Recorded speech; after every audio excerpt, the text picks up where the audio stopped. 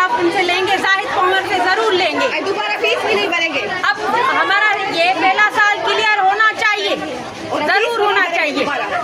हम क्यों दें? हमने जब एक दफा दी है, हमने पेमेंट एक दफा की है अपने बीएससी की, बीएससी पार्ट 1 की, अब हम क्यों देंगे?